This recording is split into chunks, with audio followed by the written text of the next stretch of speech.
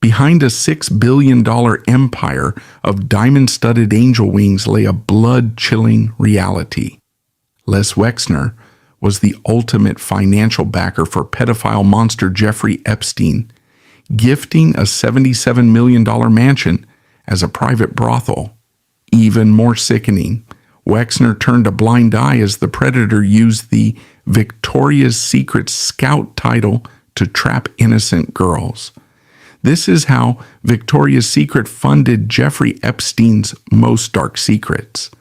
The roots of this obsession with absolute control and the fatal psychological flaws that came with it began far away from the glittering, champagne-soaked runways of New York or Paris. Leslie H. Wexner was born in 1937 in Dayton, Ohio, into a world defined by the bruising realities of the Great Depression. He was the son of Russian Jewish immigrants, Harry and Bella Wexner, who worked punishing, bone-wearying hours in a modest, struggling clothing store. The physical and emotional landscape of his childhood was dominated by the anxiety of retail.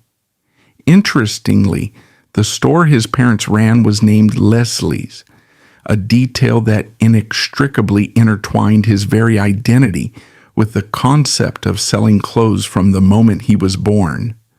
He watched his parents toil endlessly, trapped in a cycle of broad inventory and low margins, trying to sell everything to everyone and barely surviving the effort.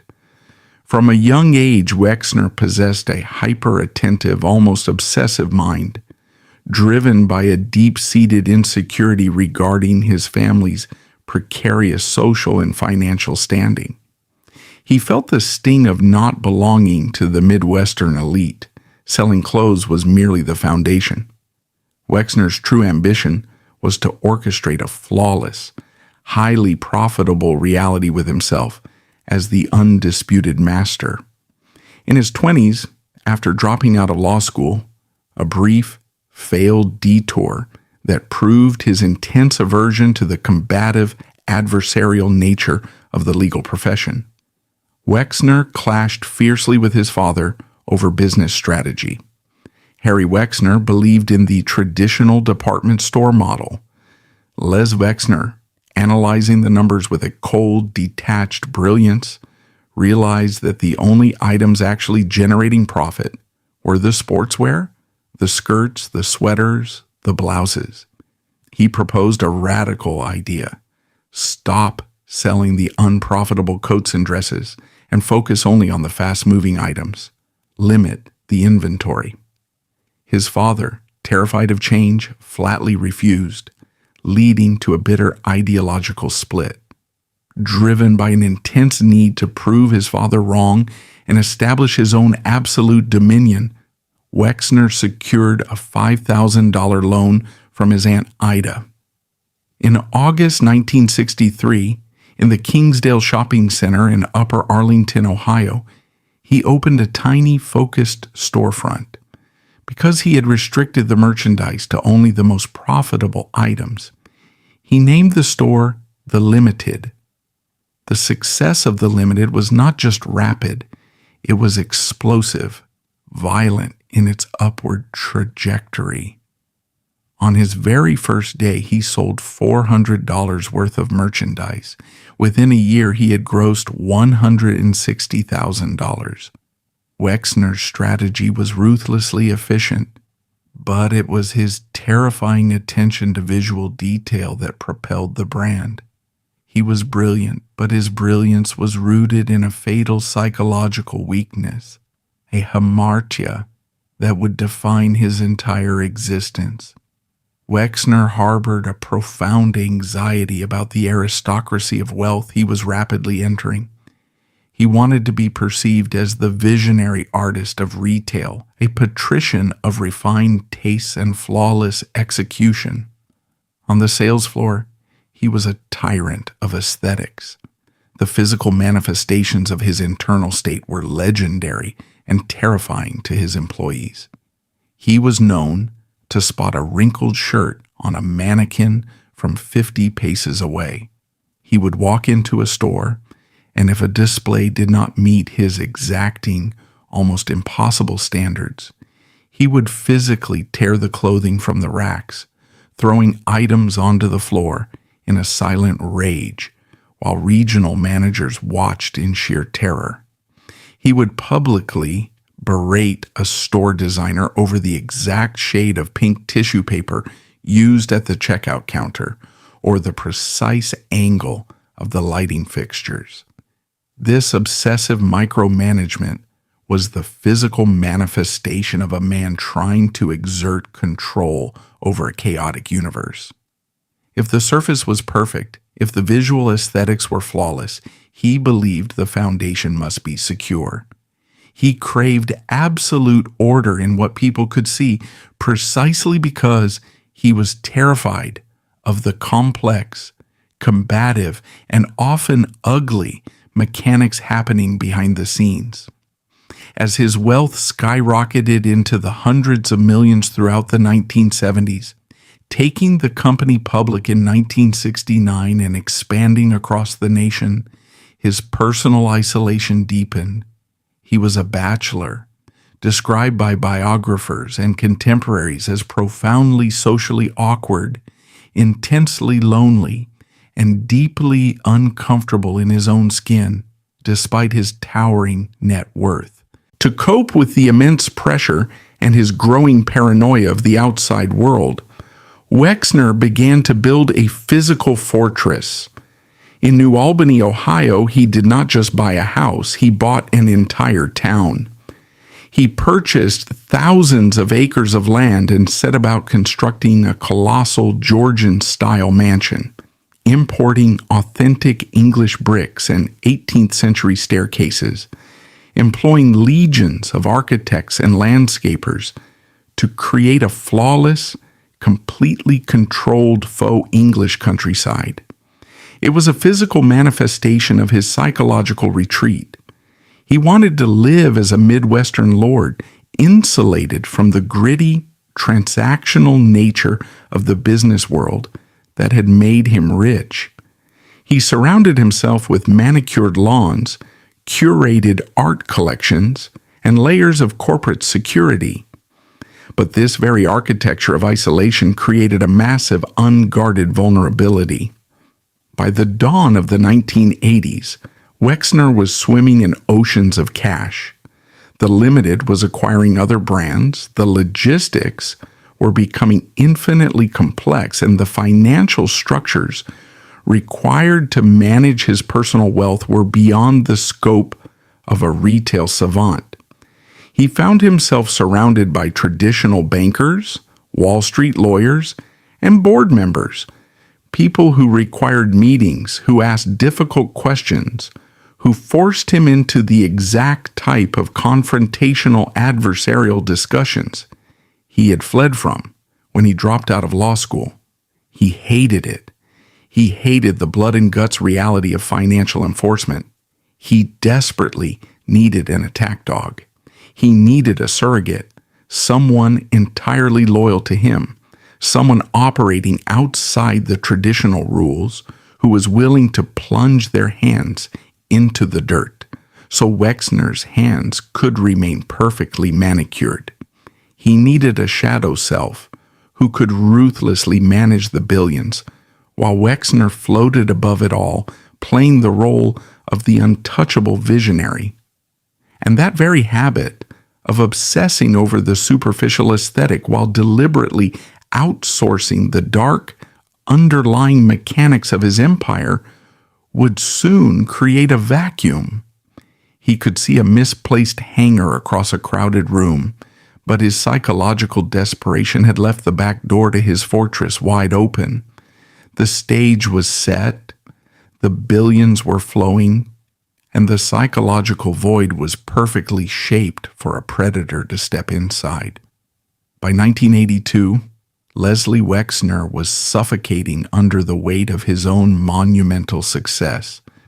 The Limited had exploded from a single storefront into a national leviathan, gobbling up mall space across America. The money was compounding at a rate that was almost terrifying. Yet locked inside his faux English estate in Ohio, Wexner was restless. He was a man who had conquered the practical, functional world of women's sportswear, but his psychological hunger, his desperate, clawing need to be recognized as an arbiter of elite, patrician taste, remained unsated. He did not want to merely dress the American middle class. He wanted to define their fantasies. His search for the ultimate aesthetic canvas led him not to Paris or Milan, but to a slightly seedy, financially hemorrhaging boutique in a San Francisco strip mall. The store was named Victoria's Secret. It had been founded by a Stanford business graduate named Roy Raymond, whose original concept was born from his own embarrassment when trying to buy lingerie for his wife in a fluorescent-lit department store. Raymond had designed Victoria's Secret to be a haven for men. The physical space was styled like a Victorian brothel, dark wood panels, red velvet curtains, and an atmosphere that felt distinctly illicit. It was a place where men could buy corsets and garter belts without feeling judged, but financially, the company was bleeding to death. Raymond was reportedly nearing bankruptcy. Wexner walked into one of these stores and experienced a moment of cold, clinical clarity. He looked past the red velvet and saw a gold mine buried under catastrophic psychological mismanagement. Raymond was trying to sell a sexual fantasy to men. Wexner realized, with the ruthless intuition of a master retailer, that the true power lay in selling a romantic aspiration to women. The transaction was swift and brutal. For roughly $1 million, a sum that amounted to a mere rounding error in the accounting ledgers of the Limited, Wexner swallowed Victoria's Secret whole. It is a detail that historians often point to as one of the greatest robberies in the history of American commerce. The tragedy of Roy Raymond, who would later lose everything and jump to his death from the Golden Gate Bridge in 1993, stands as a dark, haunting foil to the empire Wexner was about to build. Wexner did not merely rebrand the company. He gutted its very soul and rebuilt it to mirror his own psychological obsessions. He immediately eradicated the dark wood and the burlesque aesthetic. He demanded the stores be flooded with warm, golden light. He introduced floral prints, classical music, and the scent of expensive perfume. But his most brilliant and perhaps most manipulative masterstroke was the invention of Victoria herself. Wexner understood that the American consumer harbored a deep-seated inferiority complex toward European aristocracy, a complex he intimately shared. So he fabricated a myth. He instructed his marketing teams to invent a fictitious founder, a sophisticated upper-class British woman named Victoria, who supposedly lived in elegant refinement in London. To cement this illusion, he ordered that a fake London address, number 10 Margaret Street, be printed on the back of millions of glossy mail-order catalogs. He was no longer selling cotton, lace, and underwire. He was selling European sophistication to women in Ohio, Texas, and Nebraska. He was mass-producing his own hamartia, packaging his desperate need for elite status and selling it for $29 a bra. The physical gap between the product and the man pulling the strings is where the story turns almost surreal. The visual reality was surreal. Here is a balding, socially anxious, and intensely private Midwestern man in his mid-40s, sitting inside a windowless, temperature-controlled boardroom in Columbus, Ohio. Yet from this sterile bunker, he was dictating what constituted sexual allure and physical perfection for the entire Western world.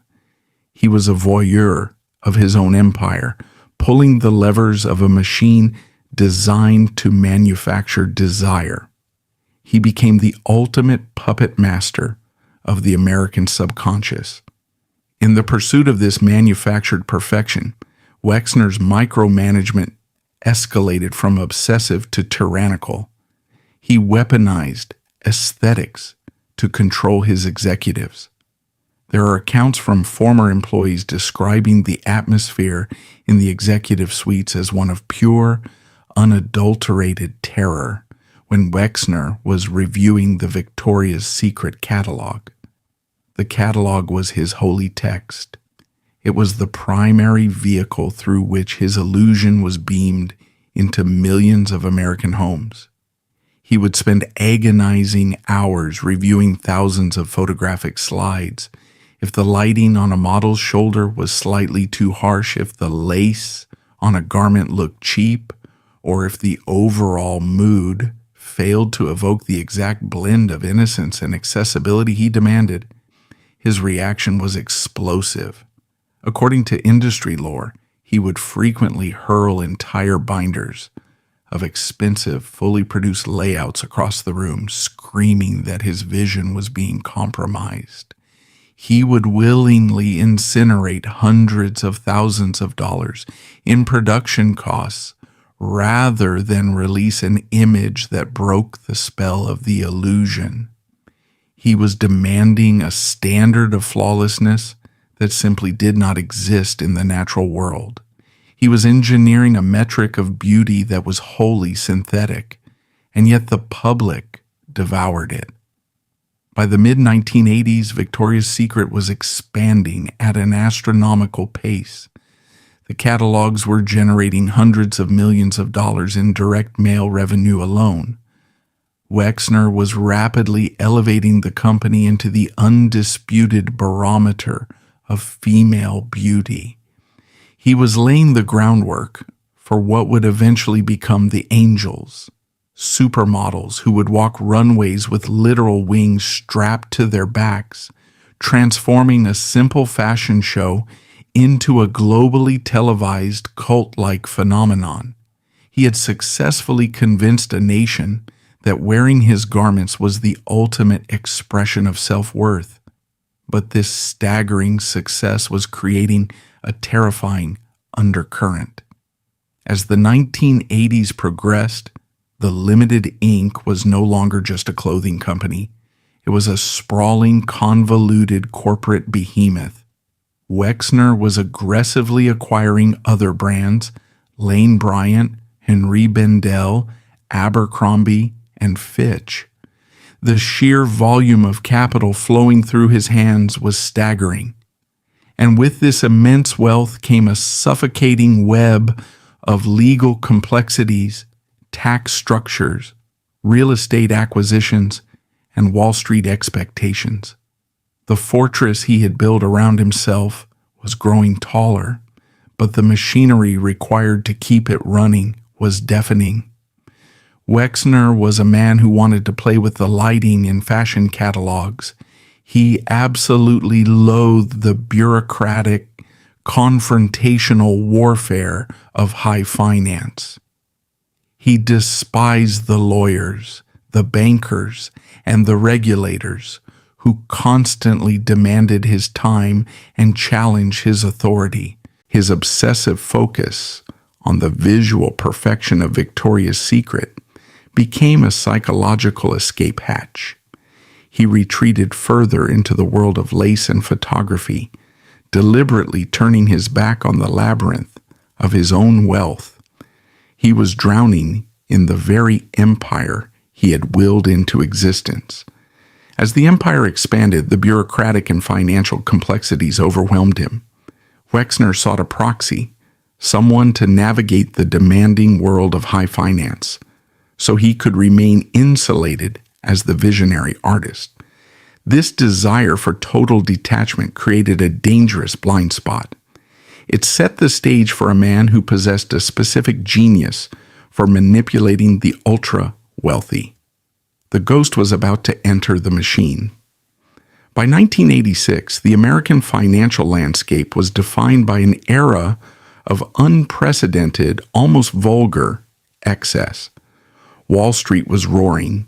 Leveraged buyouts were dismantling century-old corporations, and the concept of the billionaire was shifting from a quiet industrialist to a highly visible master of the universe. Les Wexner was at the absolute apex of this gilded age. The Limited was minting money at a velocity that defied economic gravity, and Victoria's Secret was rapidly morphing into a cultural monolith. Yet beneath the polished veneer of his exponentially expanding empire, Wexner was a man quietly drowning in the logistical nightmare of his own unfathomable wealth. His net worth had mutated into a complex, sprawling leviathan of tax liabilities, real estate holdings, and corporate structuring. The very fortune he had spent his life chasing had become a source of immense psychological torment. He was surrounded by an army of credentialed professionals, Ivy League lawyers, white shoe accountants, and rigid corporate bankers. But these men operated by the rules. They required endless meetings, they demanded signatures on mountains of paperwork, and most infuriatingly to a man who viewed himself as an infallible visionary, they occasionally told him no. Wexner harbored a profound, almost allergic aversion to friction. He wanted the privileges of a global emperor without the tedious, exhausting administration of the empire. He was psychologically primed for a savior, a man who could wave a magic wand and make the bureaucratic noise simply disappear. The savior did not arrive in a boardroom in Manhattan, but in the sun-drenched, aggressively exclusive enclave of Palm Beach, Florida. It was a place where old money and ruthless new capital collided, a society built on calculated introductions and whispered alliances. Wexner, despite his billions, was still an outsider here, a Midwestern merchant desperate for the patrician validation of the East Coast elite. It was in this hyper-wealthy ecosystem that a prominent insurance executive named Robert Maister decided to make an introduction. Maister brought Wexner together with a man who was quietly making a name for himself as a boutique financial advisor to the ultra-rich. The man was 33 years old. He possessed no law degree, no MBA, and no verifiable aristocratic pedigree. He was a college dropout who had managed to charm his way into a teaching job at the elite Dalton School in Manhattan, despite having no teaching credentials. His name was Jeffrey Epstein. The pairing was deeply incongruous.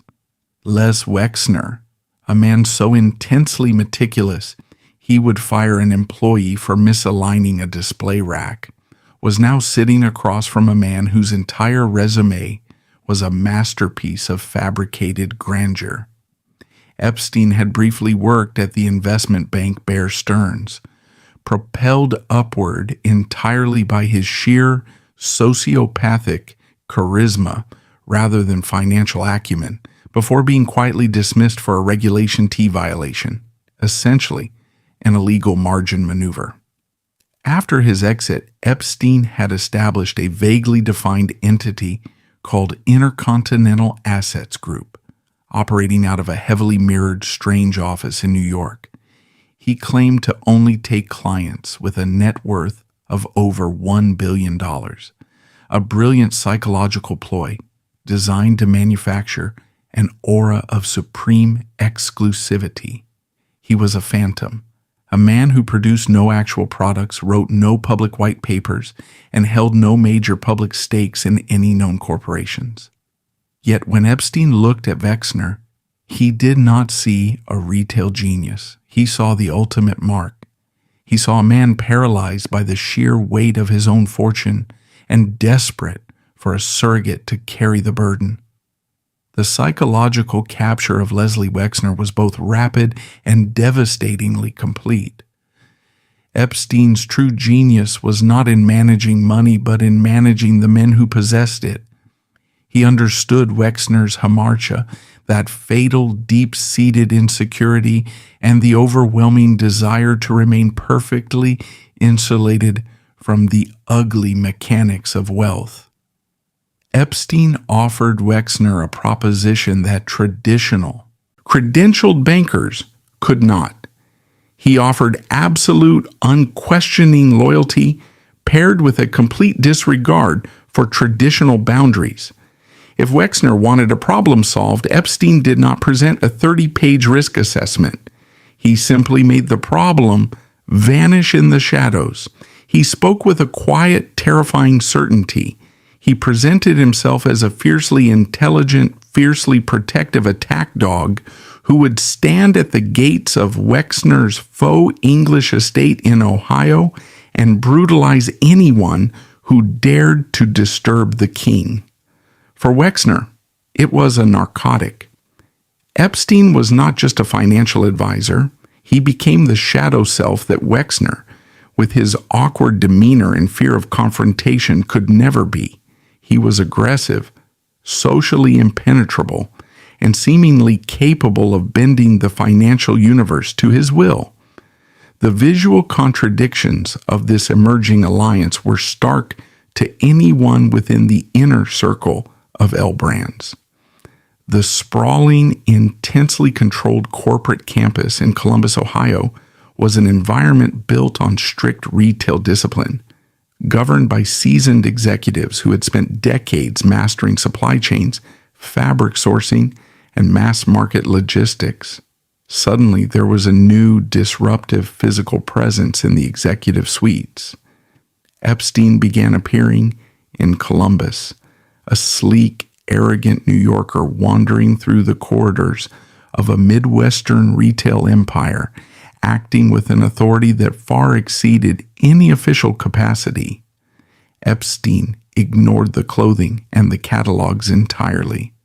He focused his absolute attention on the arteries of money flowing beneath it all.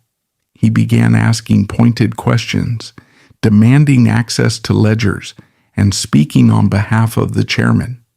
He was a virus quietly writing itself into the operating system of the company. The true cost of this infiltration became violently apparent when it collided with the actual architects of Wexner's empire. The most prominent casualty was Robert Murawski. Murawski was the vice chairman of the Limited, a logistical savant who was widely credited with building the flawless supply chain that allowed Wexner's aesthetic visions to become highly profitable realities. Murawski was a man of the old guard, tough, practical, and grounded in the hard numbers of the retail business. When Epstein arrived on the scene, Murawski's reaction was immediate and visceral. He recognized the phantom for what he was. He saw an uncredentialed grifter inserting himself between the chairman and the company's capital. The tension escalated into a silent, brutal war for Wexner's ear. Murawski, believing his decades of loyal service and undeniable results gave him the ultimate leverage, demanded to be named Chief Executive Officer. It was a test of allegiance. Wexner was faced with a clear binary choice: the proven brilliant retail executive who had built his logistics network, or the mysterious, legally ambiguous shadow who promised him absolute peace of mind. Wexner chose the shadow. He flatly refused Murawski's demand. In 1987, after a spectacularly successful career, Robert Murawski abruptly resigned from the Limited. The departure sent shockwaves through the retail industry. Financial analysts were baffled as to why Wexner would allow his most crucial operational executive to walk out the door. But in the context of the psychological grip Epstein was tightening, it made perfect, terrifying sense. Murawski was a guardrail. He was a man who asked questions and demanded transparency. By allowing him to leave, Wexner was actively clearing the board. He was dismantling his own corporate immune system to protect a foreign organism. With the primary internal threat neutralized, Epstein began to aggressively isolate Wexner from the rest of the world. He moved beyond merely offering advice on tax structures and began to orchestrate Wexner's entire personal architecture. He involved himself in the acquisition of colossal real estate properties.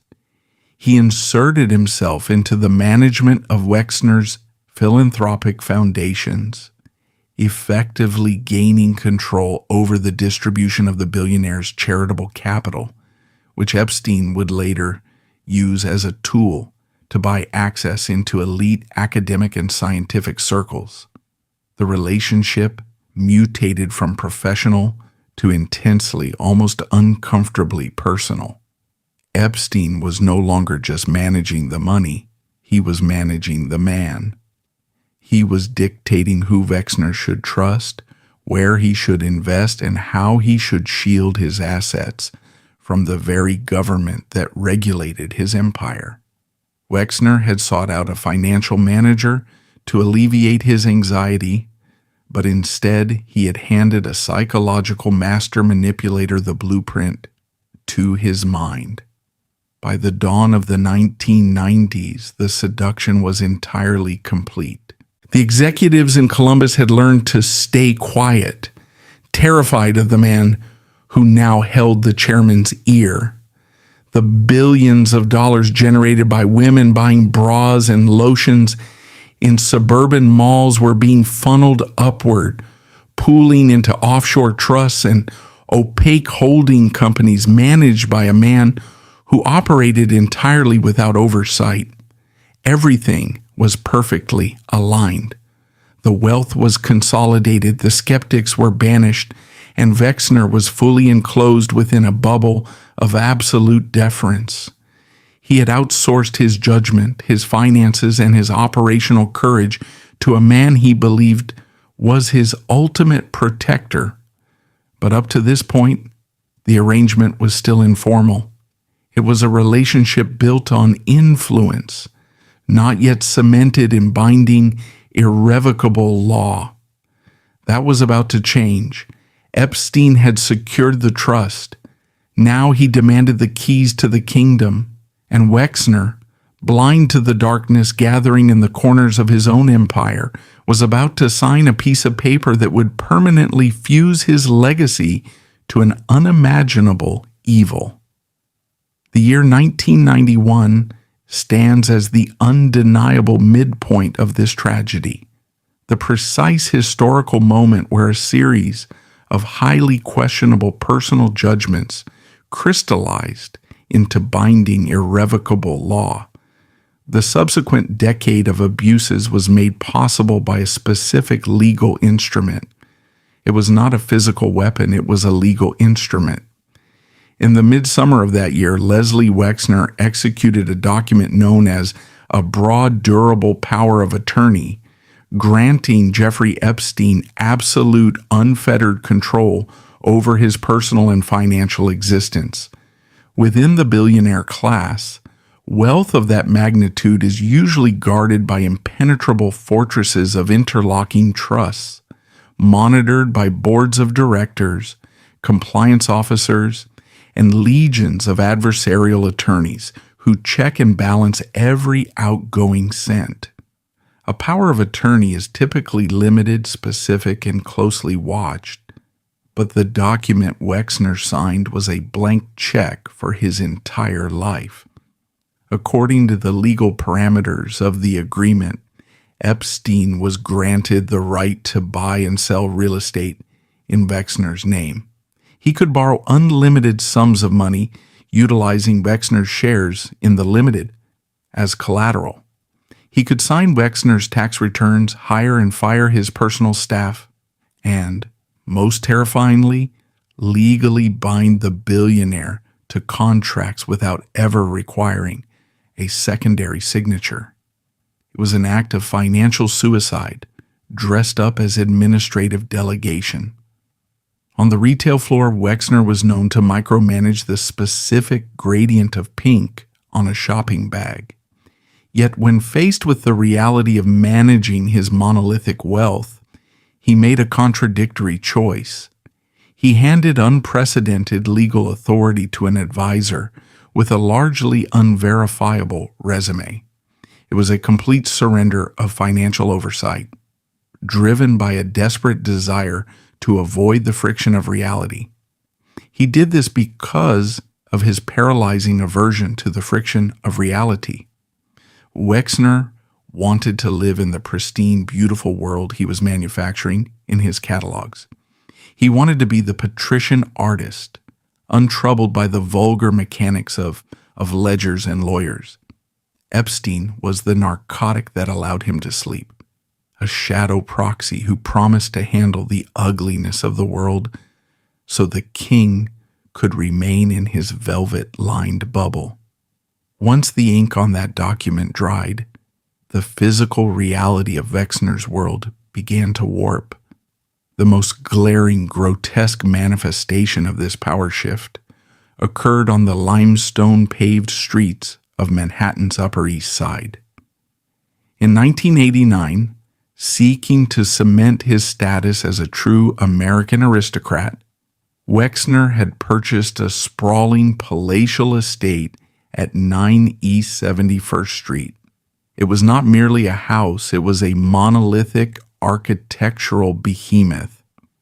Originally commissioned by an heir to the Macy's department store fortune, the 7-story, 21,000-square-foot mansion was one of the largest private residences in all of New York City. Wexner poured tens of millions of dollars into renovating it, flying in world-renowned architect Thierry Despont to meticulously restore the grand oak doors, the sweeping staircases, and the 15-foot ceilings. It was meant to be the ultimate trophy, the physical proof that the socially anxious merchant from Ohio had conquered the very epicenter of global wealth. But the tragedy of the aesthetic obsessive is that they love the idea of a masterpiece far more than the reality of living in it. Wexner, deeply uncomfortable in the aggressive social theater of New York high society, rarely used the property. He preferred the engineered isolation of his compound in New Albany, Ohio. And so, the greatest private palace in Manhattan sat largely empty, a gleaming monument to a billionaire's insecurity. Enter the proxy. Armed with the power of attorney and an intimate understanding of his patron's psychological weaknesses, Epstein simply moved in. He did not ask for permission. He merely occupied the vacuum.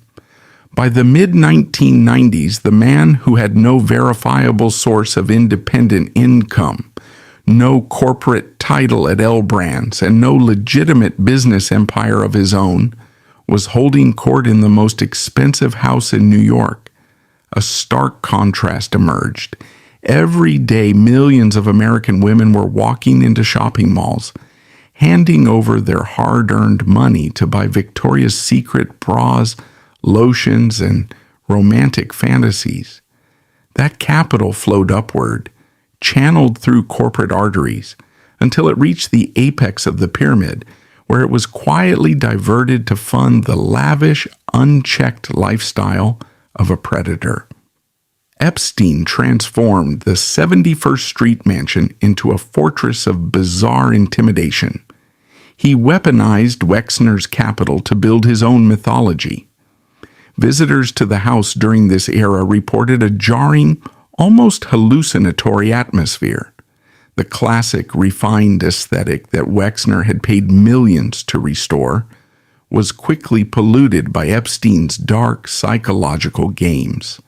He installed a sprawling wall-to-wall photograph of a hyper-realistic prison scene in his office. He placed bizarre pseudoscientific artifacts and rows of framed eyeballs in the hallways.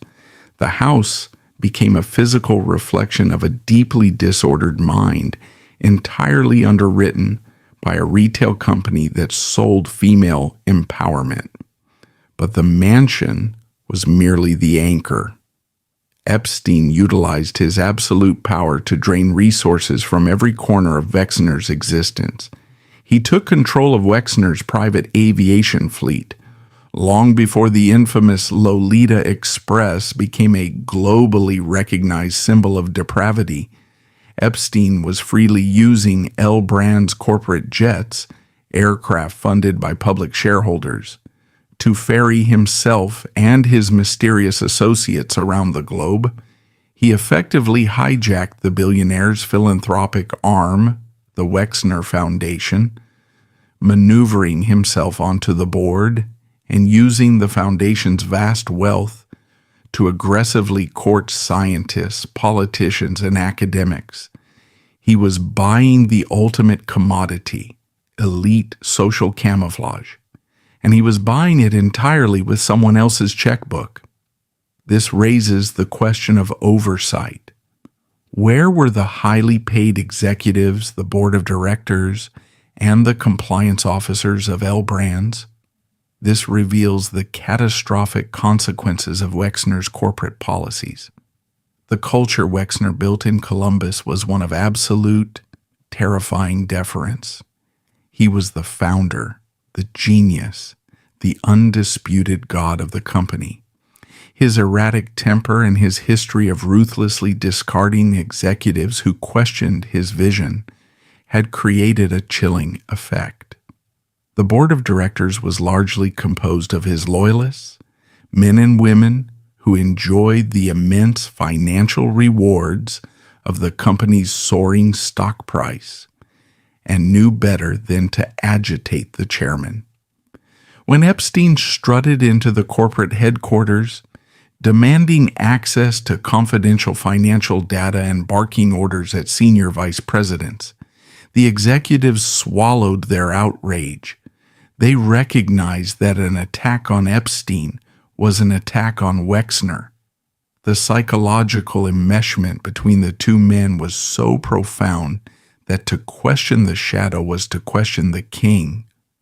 Some financial officers privately expressed deep alarm at the hundreds of millions of dollars being transferred into opaque offshore trusts managed by Epstein, entities with names like the N.A. Property Trust.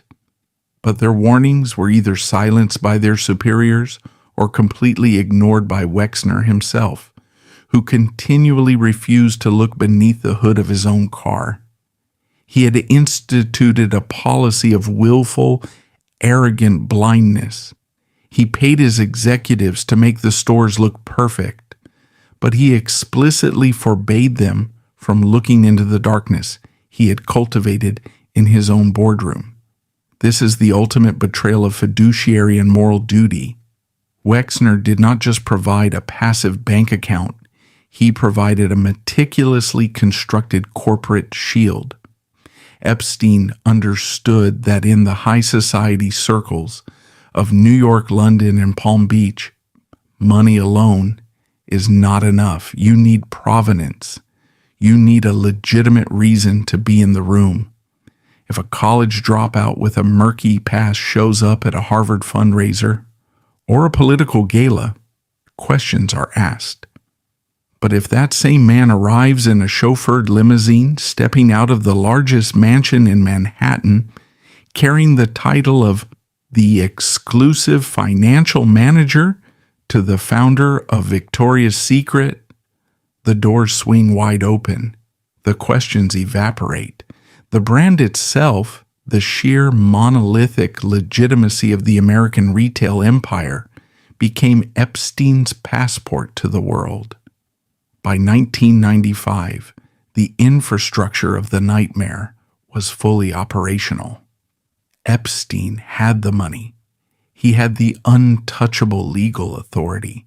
He had the sprawling physical estates from the Manhattan mansion to vast tracts of land adjacent to Wexner's own compound in Ohio.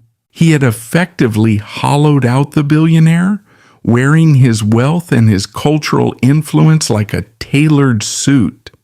But a predator of this specific virulent nature does not simply build a fortress to sit alone in it.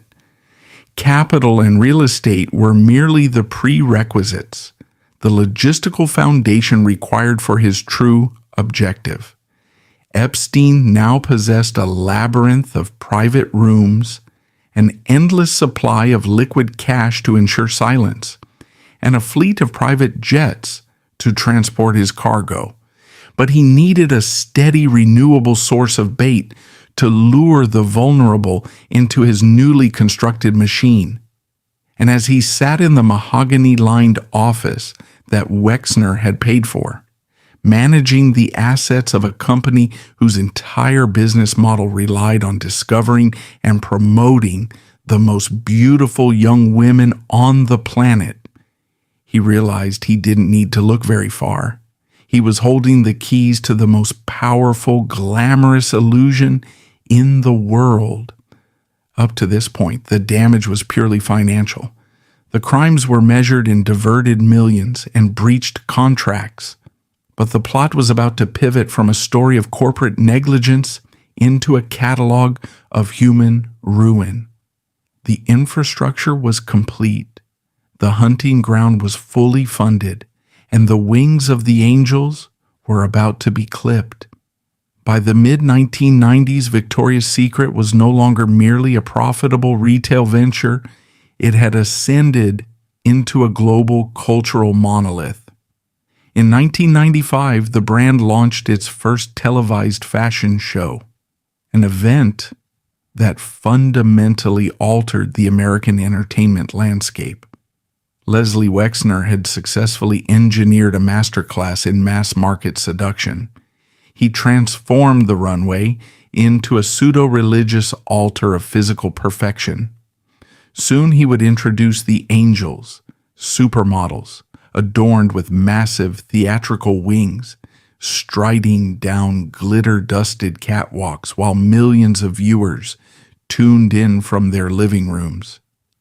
To be chosen as a Victoria's Secret angel was to win the ultimate genetic and financial lottery. It was a golden ticket that guaranteed international fame, multi-million-dollar contracts, and entry into the highest echelons of celebrity society. Wexner was the absolute sovereign of this kingdom. He stood behind the curtain, obsessively adjusting the lighting, the music, and the camera angles, entirely consumed by the pursuit of a flawless synthetic reality. But outside the blinding glare of the runway spotlights, in the shadows cast by his towering corporate empire, the infrastructure of a nightmare had been fully assembled. The financial proxy Jeffrey Epstein had secured the mansions, the private jets, and the opaque offshore trusts. Now he required a steady, renewable resource to feed his deeply disordered appetites, and he recognized with the cold, predatory calculus of a true sociopath that the very brand Wexner was polishing to perfection was the most devastatingly effective bait in the world. The mechanics of the operation were highly specific. This was not random predation. It was a highly organized operation that weaponized a corporate illusion. Young women, many of them teenagers arriving in New York or Los Angeles from small towns or foreign countries, were desperate, vulnerable, and completely isolated. They lived in cramped model apartments, surviving on the hollow promises of ruthless agencies, dreaming of the day they might be noticed by the right scout. Epstein understood this psychological fragility perfectly. He did not introduce himself to these young women as a former math teacher or an unlicensed financial advisor. He introduced himself using the cultural capital that Wexner had handed him. Investigative records and corroborated testimonies reveal a terrifying modus operandi. Epstein would approach young, aspiring models and present himself as a crucial gatekeeper to the Victoria's Secret empire. He openly utilized the brand's name. He carried business cards that essentially functioned as skeleton keys to the aspirations of these young women. The psychological leverage was immense. When a wealthy, imposing man steps out of a chauffeured town car, invites you to a palatial townhouse on the Upper East Side, and casually mentions that he manages the personal wealth of the man who owns Victoria's Secret, and that he has a direct line to the casting directors, the defense mechanisms of a desperate young woman are instantly dismantled. Why would she refuse a private meeting in a hotel room? Why would she question a request to try on lingerie or submit to an unconventional audition disguised as a massage? To walk away was to potentially walk away from the wings, from the runway, from the dream itself. Epstein was not just offering a modeling contract. He was wielding the full intimidating weight of Les Wexner's corporate leviathan.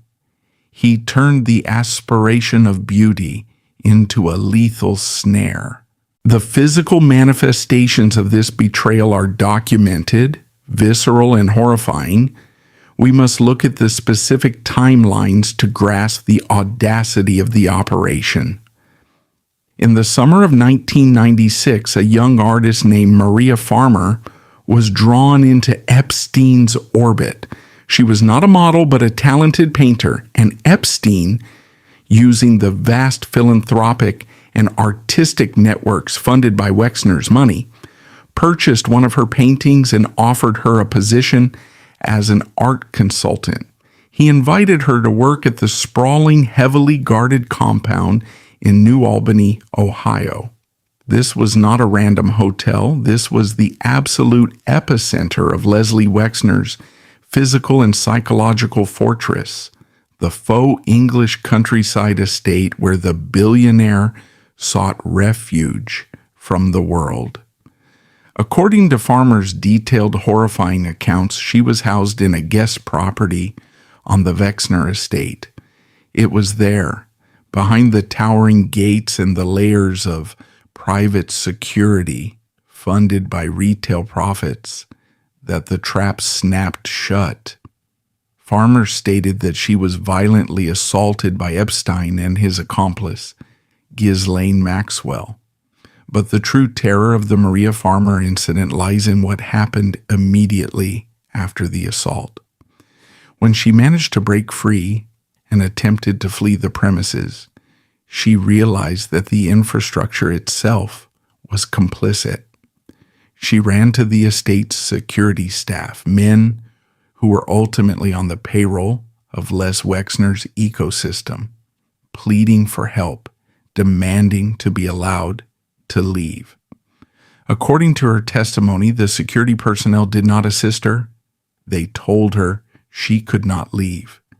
They essentially acted as wardens for Epstein's private prison. She was trapped in the billionaire's lawn, a prisoner of the very system designed to protect the king. It was only through sheer desperation and a frantic phone call to her father that she eventually escaped. A woman is held against her will and assaulted on the private, fiercely monitored estate of a man infamous for noticing a misplaced blade of grass. Yet, the corporate and personal security apparatus, rather than protecting the innocent, functioned as a shield for the predator. If the Ohio incident demonstrates the terrifying use of private fortresses, the events in California the following year demonstrate the brazen, almost arrogant use of the corporate brand. In early 1997, in the sun-bleached landscape of Santa Monica, a young actress and model named Alicia Arden was approached by Epstein. He utilized the classic devastating ruse. He introduced himself as a talent scout, specifically citing his deep connections to Victoria's Secret and promising to help her secure a highly coveted modeling contract.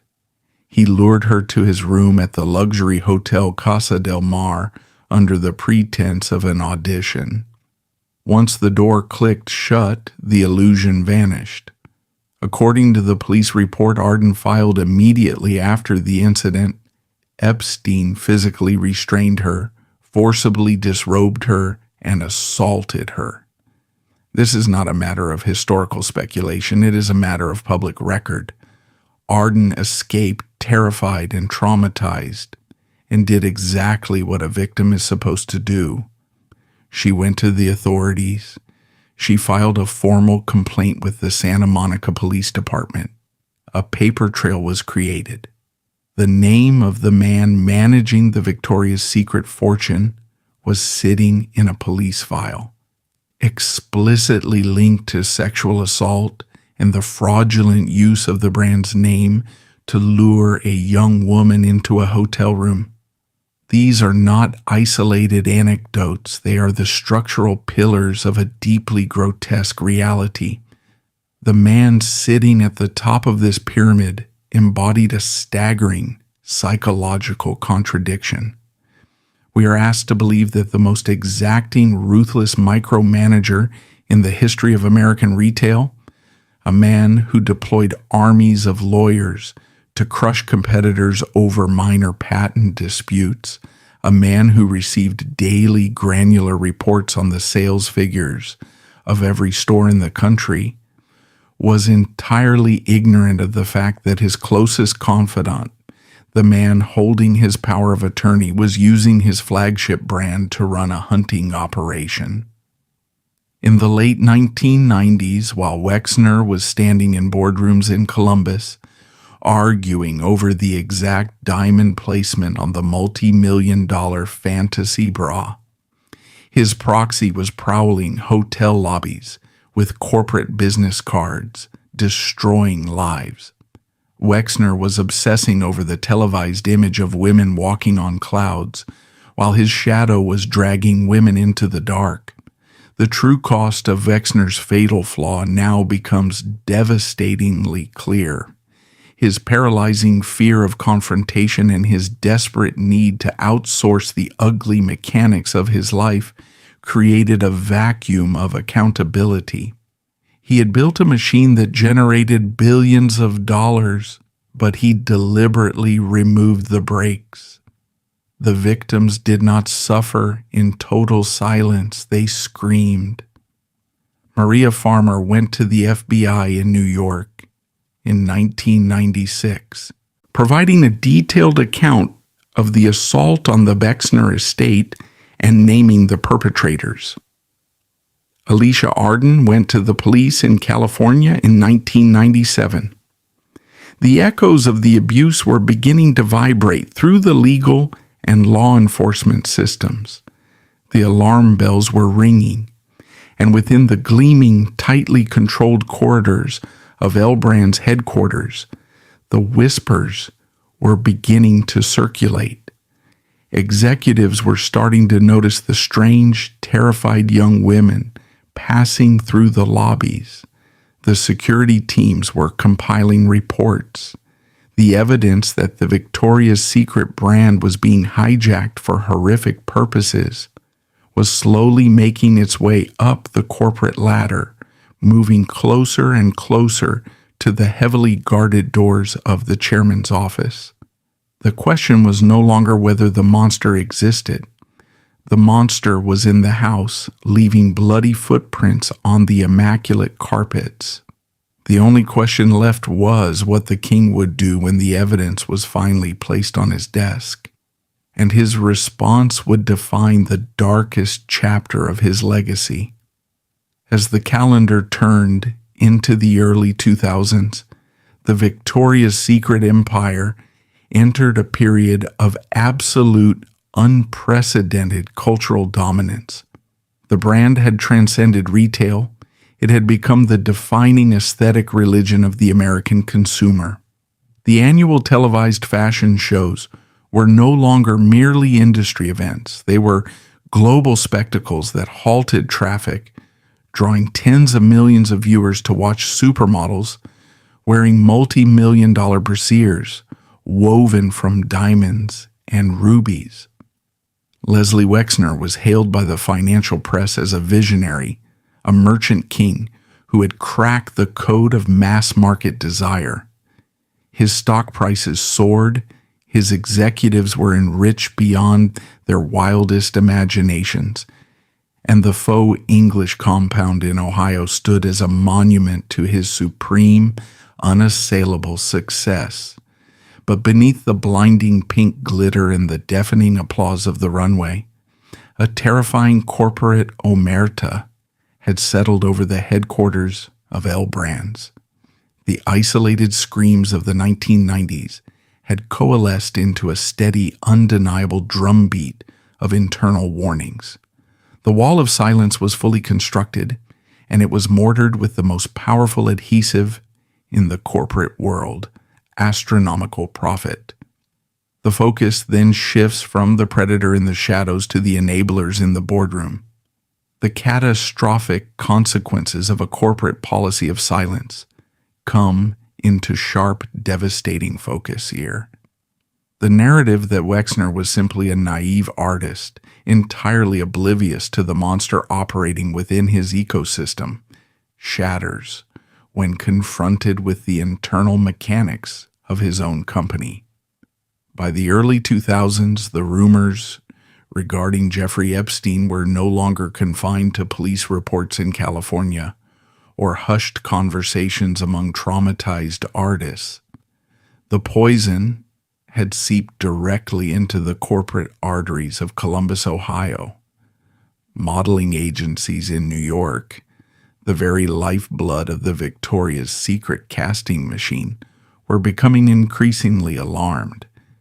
It was an open secret within specific industry circles that a man claiming to be the financial mastermind behind the brand was using that leverage to demand private, highly inappropriate meetings with young women.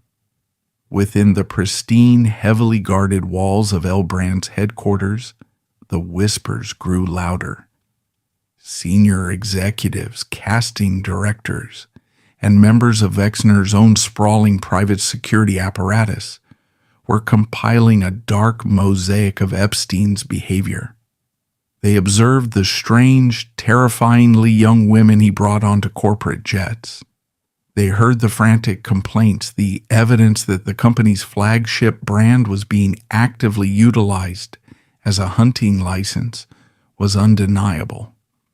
Within those executive suites sat highly educated, fiercely competitive men and women.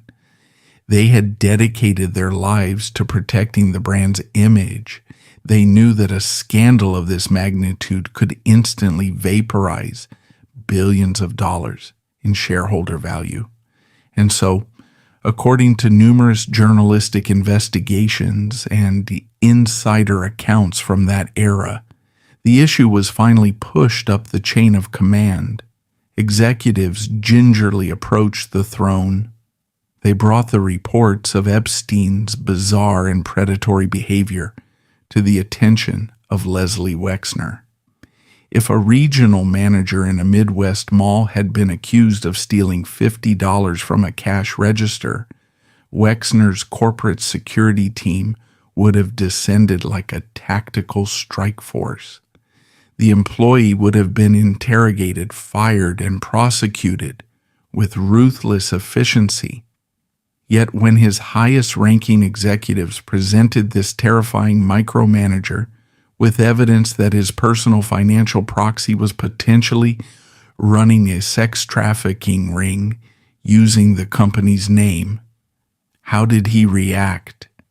He did nothing. According to his own later admissions and the testimonies of those around him, a local detective was quietly picking up a phone. The impenetrable corporate shield was about to collide with the messy, uncontrollable reality of local law enforcement. and the carefully constructed illusion of Leslie Wexner's pristine empire was about to crack wide open.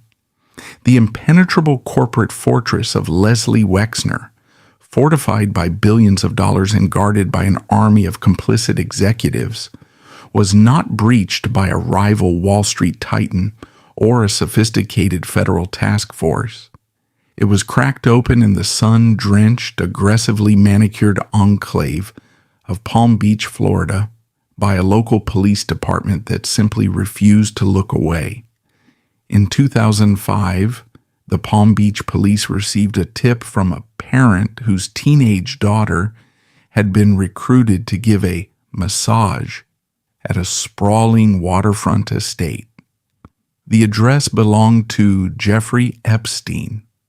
For years, Epstein had operated under the assumption that his proximity to the Victoria's Secret fortune rendered him legally invisible.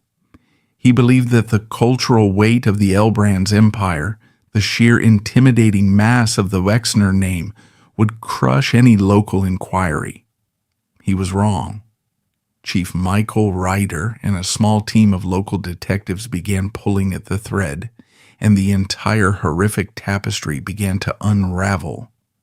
They interviewed victims, they monitored the mansion, and they compiled a damning, irrefutable dossier of industrial-scale sexual abuse. As the Florida investigation escalated, the shockwaves finally pierced the heavily insulated bubble of Columbus, Ohio. Subpoenas were being drafted. The name of the man holding the absolute power of attorney for one of America's most famous billionaires was about to be splashed across police blotters and court dockets. For Leslie Wexner, the psychological nightmare he had spent his entire life avoiding, a public, ugly, uncontrollable scandal, was now beating down his front door. Between 2006 and 2007, the dynamic fundamentally shifted. What does a corporate leader do when his proxy is exposed? According to the narrative later constructed by Wexner and his high-priced public relations teams, the year 2007 was a moment of profound betrayal and sudden clarity. Wexner claimed that it was only during this period, prompted by the swirling legal trouble in Florida, that he finally ordered a comprehensive audit of his personal finances. And what he purportedly discovered, according to his own narrative, was catastrophic. He alleged that Epstein had misappropriated vast sums of money, a staggering $46 million, diverting the funds into his own opaque offshore entities.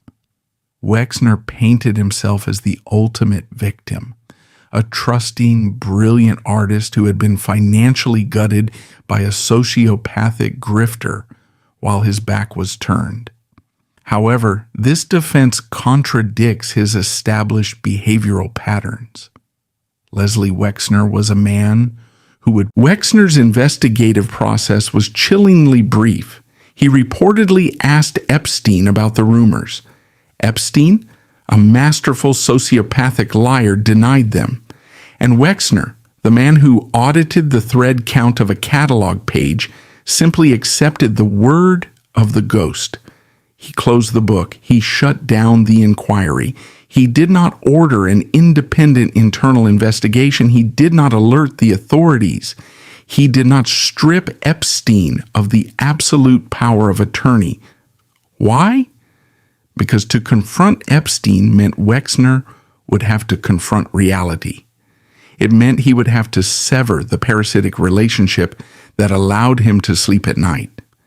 If he fired Epstein, Wexner would be forced to take back the heavy, exhausting adversarial burden of managing his own monolithic wealth.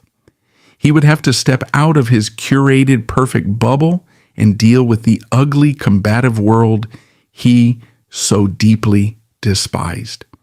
Faced with the choice between protecting his own psychological comfort and protecting the lives of countless young women, Wexner chose himself. He weaponized his willful blindness. When the king makes a decree of silence, the court instantly obeys. The reaction of the L. Brand's executives perfectly illustrates the terrifying power of golden handcuffs. Nobody resigned in protest. Nobody smuggled the security reports to an investigative journalist at the New York Times. The executives retreated to their offices and swallowed their moral objections. They looked at their stock options, their massive annual bonuses, and their summer homes in the Hamptons, and they made a calculated, devastating compromise. They accepted that part of the cost of doing business at L. Brand's, part of the price of working for the retail god, was ignoring the devil in the guest house. The culture of the company mutated from strict retail discipline into active institutional complicity. This complicity provided Epstein with a renewed, almost invincible sense of impunity. He realized that the corporate shield was impenetrable.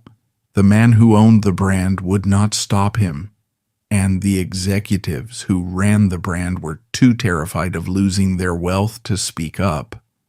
With the internal threat neutralized, Epstein's operations expanded into a sprawling, industrial-scale nightmare. The physical geography of the abuse during these years is staggering. The mansion at 9 East 71st Street in Manhattan operated at full capacity, a dark mirror to the bright, flashing billboards of Times Square.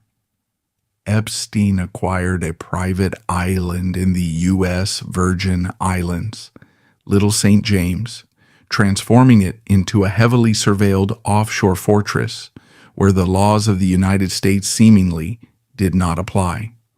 And connecting these dark nodes was the aviation fleet.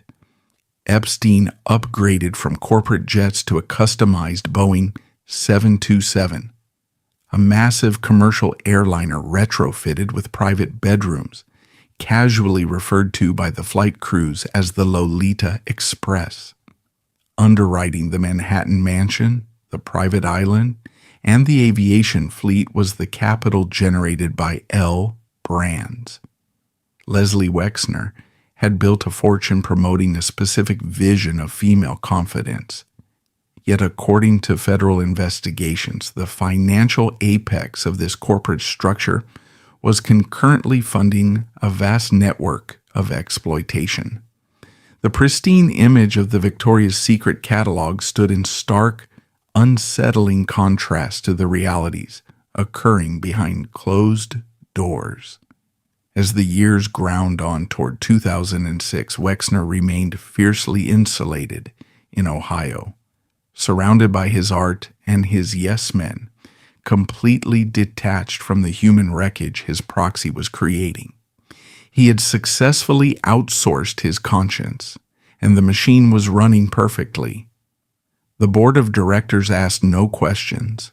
The financial regulators saw only the brilliant tax structures Epstein had erected.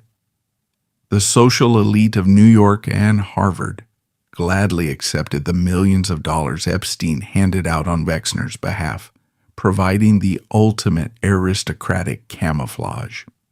The fortress of silence appeared totally unbreachable, but a fortress built on a foundation of abused innocence is inherently unstable.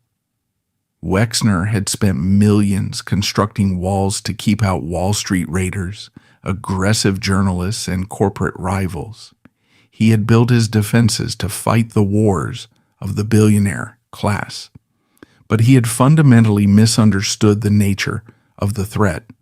The fatal blow to the empire would not come from a rival CEO, a hostile takeover, or a sudden shift in consumer retail trends.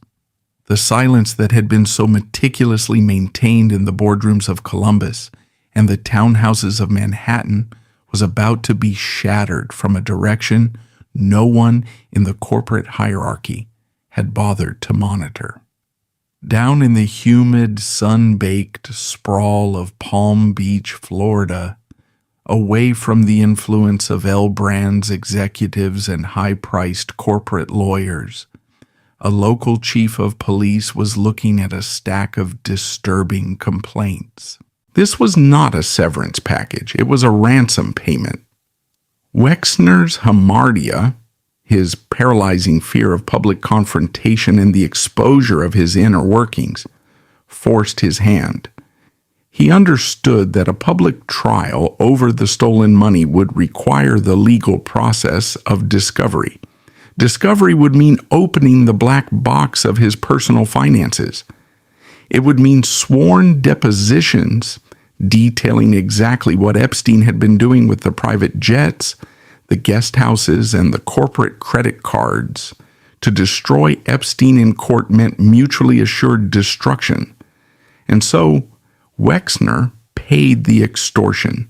He willingly swallowed a massive financial loss, surrendered the Manhattan Palace, and bought the one commodity he valued above all else: silence. While Wexner was quietly amputating the infected limb of his financial empire in Ohio, the justice system in Florida was experiencing its own catastrophic moral failure. In 2008, facing a mountain of evidence compiled by the Palm Beach police, Epstein was brought to heel. But the proxy of the billionaire class did not face a standard prosecutor. He faced Alexander Acosta, the U.S. Attorney for the Southern District of Florida. What transpired next was one of the most disgraceful legal capitulations in modern American history. Epstein's high-powered defense team, funded by the wealth he had accumulated during his years managing the Victoria's secret fortune, negotiated a secret non-prosecution agreement. The terms of the 2008 deal were an insult to the very concept of justice. Epstein pled guilty to 2 state-level prostitution charges, successfully burying the federal investigation and securing immunity for his unnamed co-conspirators. His sentence was a mockery: 13 months in a private wing of the Palm Beach County Stockade. But the true horror lay in the specific conditions of his confinement. He was granted a work release provision. 6 days a week, the convicted predator was permitted to leave the jail, stepping into a chauffeured vehicle that drove him to a customized office suite where he spent his days managing his remaining wealth and entertaining guests before being driven back to his cell to sleep. He was serving time, but he was still dictating the terms of his reality. And what was the reaction from the L Brands boardroom during this period? Absolute deafening silence. Wexner had successfully distanced his corporate entity from the radioactive fallout in Florida. Because he had never publicly acknowledged Epstein's role beyond a vague financial advisory capacity, the press largely failed to connect the convicted sex offender in the Palm Beach jail with the diamond-studded bras walking the runways in New York. The amputation had been bloody, it had been expensive, but strategically, it appeared to have worked. From 2008 through the mid-2010s, Leslie Wexner entered what seemed to be a triumphant golden autumn of his career. With the shadow finally removed from his executive suites, he consolidated his absolute grip on the retail landscape. Victoria's Secret reached its absolute zenith. The television ratings for the fashion shows broke records. The brand expanded aggressively into international markets, opening massive glittering flagship stores in London and Shanghai. The cultural conditioning was complete. The synthetic, unattainable standard of beauty he had engineered was accepted as the global default. Wexner was hailed as the undisputed elder statesman of American retail, a genius who had weathered the storms of changing trends and emerged invincible. He retreated comfortably back into the carefully curated reality of his Ohio estate. He poured millions into philanthropic efforts, donating heavily to universities, medical centers, and the arts, ensuring that his name was physically carved into the marble facades of prestigious institutions. This is the classic behavior of a titan seeking to preemptively launder his legacy. He wanted history to remember him as the benevolent patrician, the man who brought beauty and jobs to the Midwest, not the man who handed the keys to his kingdom to a monster. He acted as though the ghost had never existed. But history is a patient prosecutor, and physical realities have a way of outlasting psychological illusions. Wexner believed that by cutting the financial cords and refusing to speak Epstein's name, he had sterilized the wound. He failed to realize that the infection had already rewritten the DNA of his legacy. The young women whose lives had been shattered in the hotel rooms of California, the guest houses of Ohio, and the gilded cages of Manhattan did not simply disappear when Epstein went to a private jail wing. They were carrying the trauma of their encounters, living with the horrifying knowledge that the man who abused them had operated with the tacit backing of one of the world's most powerful corporations. As the decade drew to a close, a subtle but profound tremor began to shake the cultural ground beneath Wexner's feet. The tectonic plates of society were shifting. The very aesthetic that Victoria's Secret had monopolized, the heavily airbrushed, hypersexualized, single-dimensional fantasy, was beginning to look entirely out of touch with a new, rapidly evolving generation of consumers. Sales began to slip. The television ratings for the glittering fashion shows started to hemorrhage viewers. The flawless, diamond-encrusted armor of the brand was showing hairline fractures. But the most dangerous shift was not in consumer retail trends. It was in the voices of women. The culture of absolute deference and corporate omerta that had protected powerful men for decades was beginning to rot from the inside out. The murmurs of the abused were starting to synchronize into a roar. The secret deal struck in Florida in 2008 was a ticking time bomb, an unresolved mathematical equation of justice that demanded to be balanced. Wexner sat in his windowless boardroom, staring at declining quarterly sales reports, obsessively trying to fix the lighting on his catalogs, entirely unaware that the true reckoning was not coming from his competitors. It was coming from the shadows he thought he had successfully buried. The statute of limitations on financial fraud might eventually expire, but the statute of limitations on a stolen life does not. And the ghost he had paid $46 million to disappear was about to step back into the blinding light of the global stage, dragging the king of retail down with him. The cataclysmic reckoning arrived not with a whisper in a boardroom, but with the heavy, undeniable thud of federal boots on a tarmac. On July 6, 2019, a private jet touched down at Teterboro Airport in New Jersey, returning from Paris. Federal agents from the Southern District of New York were waiting. They boarded the aircraft and placed Jeffrey Epstein under arrest. The sealed federal indictment was unsealed, and the horrifying breadth of the allegations, sex trafficking of minors on an industrial international scale, was finally broadcast to the world.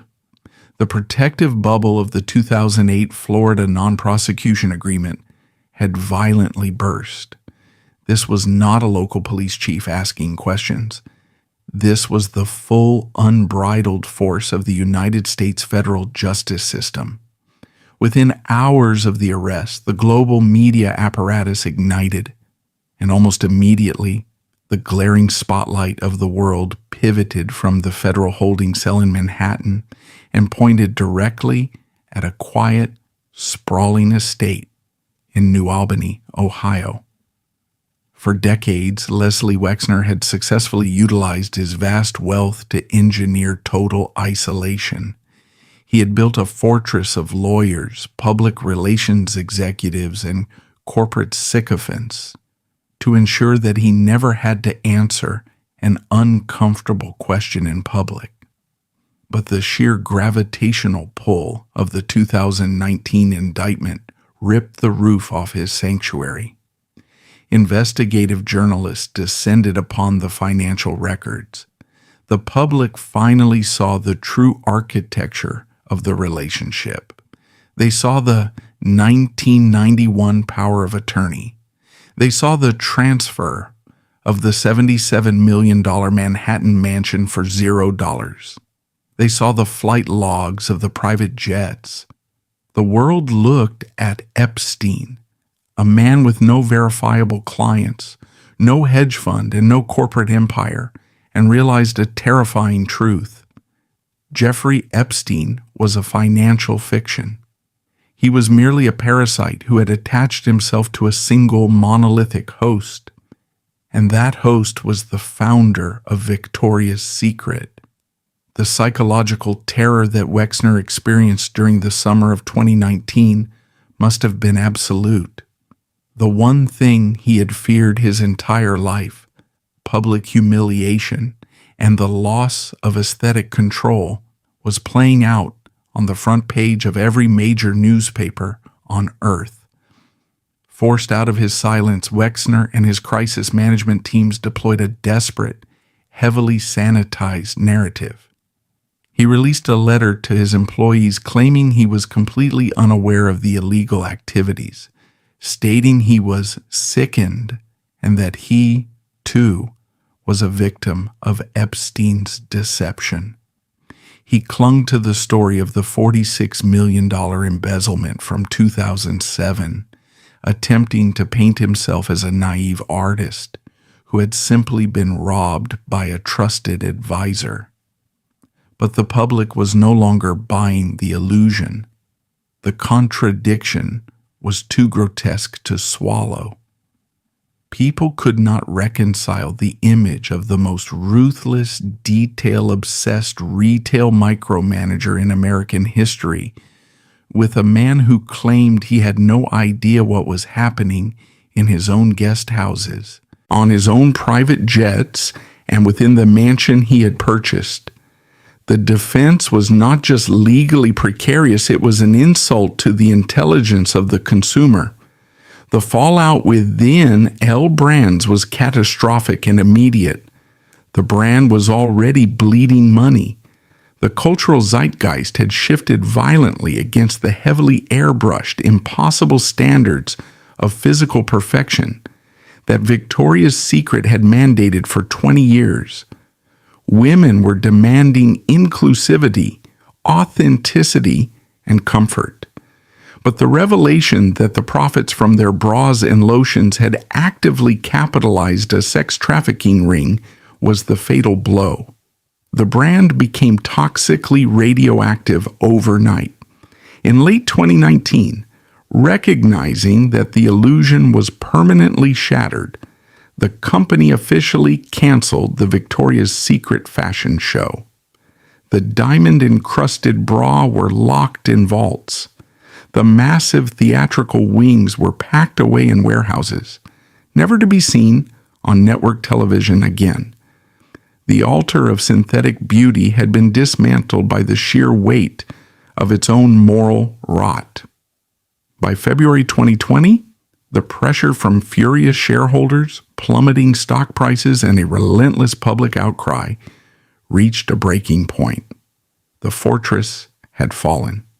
Les Wexner, the man who had ruled his corporate empire with absolute dictatorial authority for 57 years, making him the longest-serving CEO of any Fortune 500 company in history, was forced to abdicate.